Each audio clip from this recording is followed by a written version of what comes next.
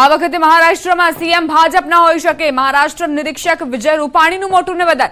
મહારાષ્ટ્રના સીએમ અંગે રૂપાણીએ શક્યતા વ્યક્ત કરી. સૌથી મોટી પાર્ટી ભાજપ બની છે.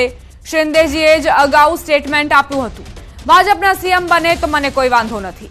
રૂપાણીએ વધુમાં કહ્યું કે આવતીકાલે ધારાસભ્ય દળની બેઠક મળશે, જેમાં ભાજપના નવા નેતાની પસંદગી કરી હાઈકમાન્ડને મોકલવામાં આવશે અને બાદમાં જાહેરાત થશે. તો મહારાષ્ટ્રમાં મુખ્યમંત્રી કોણ તે એક સૌથી મોટો સવાલ, અને વિજય રૂપાણીએ આ નિવેદન આપતા જ અનેક તર્ક વિતર્ક પણ શરૂ થયા છે. तो सबसे बड़ी पार्टी भारतीय जनता पार्टी बनी है. दूसरा, शिंदे जी ने ही स्टेटमेंट दिया था कि भाजपा के सीएम बने तो मुझे कोई तकलीफ नहीं है. तो मुझे लगता है, मेरी बात नहीं हुई लेकिन मुझे लगता है कि इस बार बारी भाजपा के सीएम बनने की होगी, ऐसी संभावना है. कल सुबह 11 बजे हमारे सभी विधायक दल की बैठक है और वहाँ हम लोग चर्चा विचारणा करेंगे और उसके बाद सर्वसम्मति से नेता की चुनाव होगी और उसका नाम हाईकमांड को बताएंगे, फिर घोषित करेंगे. तो कोई विडंबना नहीं है, क्योंकि तीनों घटक एक साथ, उनके साथ हमारे हाईकमांड ने सभी चर्चा की है और कोई प्रॉब्लम नहीं है. सब आराम से और सर्वसम्मति से ही सब कुछ होगा. હવે આગળ વાત મહાઠગની.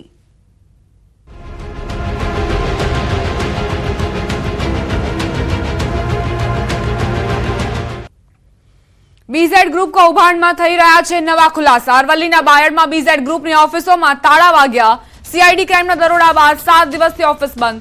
છેલ્લા 7 દિવસથી ઓફિસને તાળા મારી એજન્ટો ફરાર થયા. હાલમાં એક મહિલા એજન્ટનો વિડીયો વાયરલ થયો. આરતી ચંપકલાલ જયસ્વાલ નામની મહિલા એજન્ટનો વિડીયો વાયરલ થયો. છેલ્લા 2 વર્ષથી લોકો પાસે કરોડોનું રૂપિયાનું રોકાણ કરાવ્યું હોવાનો આરોપ છે. બીઝેડ તરફથી મર્સિડીઝ જેવી કાર મળતી હોવાનો ગ્રાહકોને આકર્ષવા ખેલ થતો હતો. એટલું જ નહીં, રોકાણકારોના રૂપિયાથી એક ભવ્ય શોરૂમ પણ બનાવ્યો હતો અને તેના ઉદ્ઘાટન વખતનો વિડીયો પણ સામે આવ્યો છે.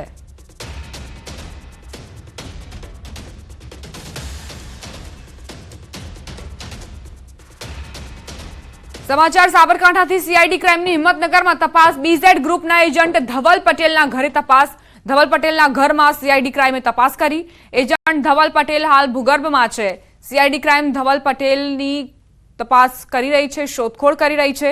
ધવલ પટેલની માતાનું પણ નિવેદન લેવામાં આવ્યું.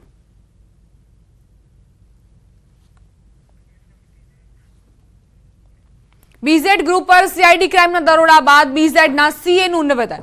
ઋષિત મહેતાએ મીડિયા સમક્ષ પોતાનું નિવેદન આપ્યું. તેમણે કહ્યું કે બીઝેડની પોન્ઝી સ્કીમ મામલે અજાણ છું, માત્ર બીઝેડના એક ક્લાયન્ટ તરીકે જ કામ કરતા હતા.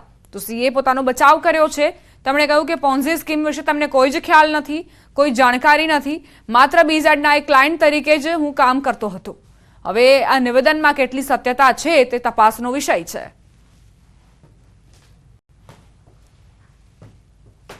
એમની બે જ કંપનીઓના હું ઓડિટ કરું છું. જેમ મારા બીજા ક્લાયન્ટ છે એ જ રીતે મારા એક નોર્મલ ક્લાયન્ટ હતા. એના સિવાય બીજું કોઈ જ વિશેષ જાણકારી મારી પાસે નથી કે એ ક્યાં શું કરતા હતા, કેવી રીતે વહીવટ કરતા હતા. બીજી કોઈ જ માહિતી મારી પાસે નથી. માત્ર 2 કંપનીનું ઓડિટ મારી પાસે હતું અને જે રીતે એમનો કોઈ નોર્મલ સીએ વર્ક કરે અને એ મારા ક્લાયન્ટ હોય એ જ રીતનો મારો રિલેશન હતો. કોઈ પર્સનલ કે એવો કોઈ જ રિલેશન ન હતો. આજે ગુજરાતભરની ખાનગી પ્રી પ્રાઇમરી શાળાઓ બંધ રખાઈ. પ્રી પ્રાઇમરી શાળાઓના બનેલા નવા નિયમોના વિરોધમાં બંધ પાડવામાં આવ્યો. અમદાવાદમાં પણ વલ્લભ સદન પાસે પ્રી સ્કૂલ સંચાલકો અને કર્મચારીઓ દ્વારા વિવિધ બેનર્સ સાથે વિરોધ કરાયો. નવા નિયમ મુજબ રાજ્યની ખાનગી પ્રી પ્રાઇમરી સ્કૂલ માટે 15 વર્ષ માટેનો ભાડા કરાર ફરજિયાત કરાયો છે. વધુમાં શાળાની જેમ પ્રી સ્કૂલ ચલાવવા માટે ટ્રસ્ટ બનાવવું પણ ફરજિયાત કરાયું છે. ત્યારે પ્રી સ્કૂલ માટે રેસિડેન્શિયલ, કમર્શિયલ કે એજ્યુકેશનલ ત્રણેયમાંથી કોઈ પણ બીયુ મંજૂર રાખવા માંગ કરાઈ. વિરોધકર્તાઓએ કહ્યું 15 વર્ષના બદલે 11 મહિનાના ભાડા કરાર પર પ્રી સ્કૂલો ચાલુ રાખવા દેવામાં આવે.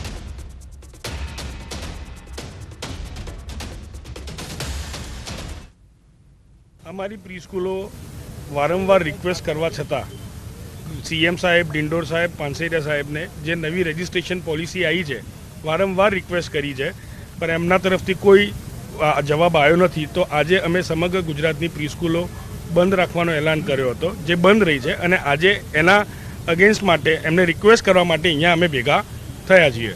દરેકને ખબર છે કે બીયુ છે, એની પછી ભાડા કરાર છે, ત્રીજો મુદ્દો આવે છે ટ્રસ્ટ. હવે એના માટે પ્રોપ્રાઇટરશિપ કે દરેક લીગલ ફોર્માલિટી સાથે જ આ બધી પ્રી સ્કૂલો ચાલે છે.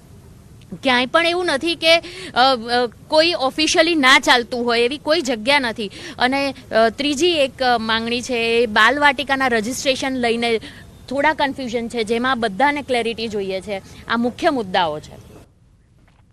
અમદાવાદમાં કિડની હોસ્પિટલની બહાર ઉમેદવારોનો વિરોધ.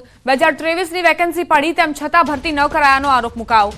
દસ્તાવેજોની ચકાસણી થઈ ગઈ છતાં ભરતી ન થયાનો આરોપ. ઉમેદવારોની નિમણૂક પત્ર આપી દેવાની માંગ. વિરોધ બાદ 650માંથી 430નું મેરિટ લિસ્ટ બહાર પાડવામાં આવ્યું છે. સંવાદદાતા વિભુ લાઈવ જોડાઈ ગયા છે, તેમની પાસેથી વધુ જાણકારી લઈએ. વિભુ, શું માંગ છે વિદ્યાર્થીઓની અને શું તેમની ફરિયાદ છે?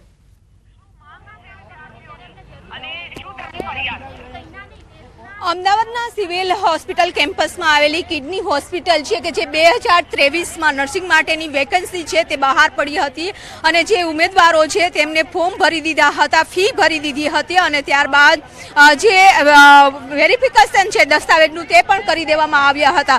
પરંતુ 2024 પૂર્ણ થવા આવ્યું છે તેમ છતાં ભરતી પ્રક્રિયા છે તે કરવામાં આવી નથી અને તેને લઈને જ અત્યારે વિરોધ પ્રદર્શન છે તે કરી રહ્યા છે. છેલ્લા 24 કલાકથી આ લોકો છે કિડની હોસ્પિટલની બહાર છે બેઠા છે. બેન, આપનું નામ? રોમી.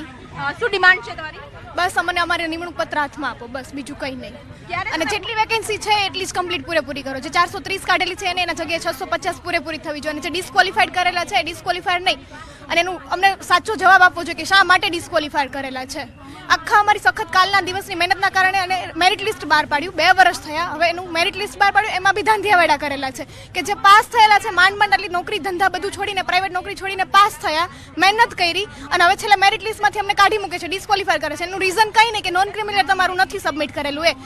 મને મેઇલ પણ આવેલો છે ઓલરેડી. જ્યારે ડોક્યુમેન્ટ વેરીફાઈ થયા ત્યારે એને આપેલું છે નોન ક્રિમિનલ, ત્યારે એ ઓકે કહે છે. તો ત્યારે જેને નથી કહેવાતું કે ભાઈ તમારું ક્લિયર નથી અને પછી મેઇલ આવે છે થોડા દિવસમાં કે તમારું જે આગળનું નોન ક્રિમિનલ છે એને સબમિટ કરાવો. તો 2 દિવસમાં મેં એને મેઇલ કરીને આપેલો છે અને ઇવન ઓફલાઈન અહીંયા આવીને હું સબમિટ કરાવીને ગયું છતાં બી મને ડિસ્ક્વોલિફાય કરેલી છે. તો પાસ થવાનો મતલબ શું?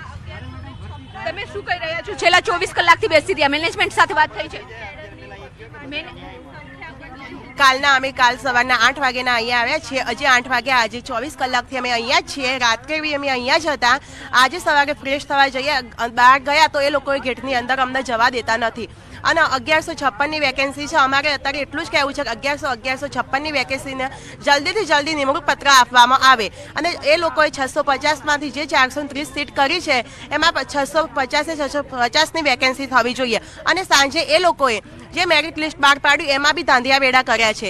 એમાં બી અમુક લોકોને ડિસ્ક્વોલિફાઈડ કરી દીધેલા છે. એ ડિસ્ક્વોલિફાઈડ કર્યા છે કોઈ પણ રીઝન વગર. એનો બી અમને ન્યાય મળવો જોઈએ. તો ન્યાય માટેની માંગ કરી રહ્યા છે વિદ્યાર્થીઓ પણ અહીં બેઠા છે કે 24 કલાકથી મેનેજમેન્ટ દ્વારા કોઈ જવાબ આપવામાં નથી આવતો. આગળ તમારા શું પગલાં રહેશે? કારણ કે છેલ્લા 24 કલાકથી મેનેજમેન્ટ સાથે વાતચીત કરવામાં તમને શું સામે રિપ્લાય આપ્યો છે?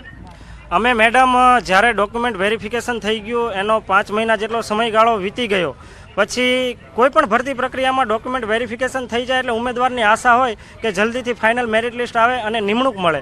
તો એ માટે અમે અહીંયા શાંતિપૂર્ણ રીતે પહેલાં અમે 5-7 લોકો જ આવતા રજૂઆતો કરવા માટે કે કોઈ આવી રીતે અમે ભેગા થવું નથી, આપણે થોડા ઉમેદવારો ભેગા થઈ અને રજૂઆત કરીએ. પરંતુ એ વખતે અમને બસ લોલીપોપ આપવામાં આવતો કે મહિના પછી આવશે, 2 મહિના પછી આવશે, 15 દિવસ પછી આવશે. પરંતુ એ કાંઈ ન થયું અને અંતે પછી અમે બધા ઉમેદવારોને અમારો હક માગવા માટે ભેગું થવું પડ્યું છે. પરંતુ ફાઇનલ મેરિટ લિસ્ટ જાહેર કર્યું છે એમાં પણ ઘણી ક્વેરી આવેલી છે. ઘણા બધા ઉમેદવારોનો ક્વેરી આવેલી છે ફાઇનલ મેરિટ લિસ્ટમાં અને એમાં પણ 650માંથી 430 જગ્યા કરી દેવામાં આવી છે. અને સ્ટાફ નર્સની પ્રોસેસ હજી પૂરી થવાના આરે તો ન કહેવાય, જોકે એમાં પણ અન્યાય થયો છે. પણ આવી તો બીજી હજી 30 કેડર છે. 650 સ્ટાફ નર્સની જગ્યા એ સિવાય ટોટલ 1156ની ભરતી છે. તો બીજા ઉમેદવારોનું ફાઇનલ મેરિટ લિસ્ટ ક્યારે આવશે? બધી બહુ અનિશ્ચિતતાઓ છે. આમાં એમને સ્ટાફ નર્સમાં જગ્યાઓ ઘટાડી છે તો બીજી કેડરમાં પણ આ લોકો ઘટાડી શકશે. એટલે અમારી સાથે બહુ અન્યાય થઈ રહ્યો છે મેડમ. અમારી એક જ વિનંતી છે, શાંતિપૂર્ણ વિનંતી છે. અમે અહીંયા કોઈ પણ હોબાળો કરવા માટે આવ્યા નથી. બસ અમારો નિમણૂક પત્ર જોઈએ છે. અમારે પણ લોકોની સેવા કરવી છે. ફી ભરી હતી તમે? કેટલી ભરી હતી? મેડમ 1,000 રૂપિયા ફી ભરી હતી. ગુજરાતમાં કોઈ પણ ભરતી પરીક્ષામાં આટલી બધી ફી હોતી નથી. અમે 1,000 રૂપિયા ફી ભરીને પરીક્ષા આપી છે અને અમારી પરીક્ષા ગુજરાત ટેકનોલોજીકલ યુનિવર્સિટી દ્વારા લેવામાં આવી હતી. તો ગુજરાતમાં કોર્પોરેશનમાં જે ભરતીઓ થાય છે એની પણ ગુજરાત યુનિવર્સિટી એ બધા દ્વારા જ પરીક્ષાઓ લેવામાં આવે છે. તો અમે જે ગુજરાતની અન્ય સ્પર્ધાત્મક પરીક્ષા છે એ જ સિલેબસની પરીક્ષા પાસ કરી છે અને એ જ એજન્સીની પરીક્ષા પાસ કરી છે. તો ન્યાય માટેની છે તે આ લોકો માંગ કરી રહ્યા છે, બહાર બેઠા છે. જો કે મેનેજમેન્ટ દ્વારા કોઈ જવાબ નથી આપવામાં આવ્યો. 650ની જગ્યાએ 430નું જ મેરિટ બહાર પાડ્યું છે અને તેને લઈને જ અત્યારે વિરોધ છે તે વિદ્યાર્થીઓ કરી રહ્યા છે. આભાર વિભુ જાણકારી આપવા માટે.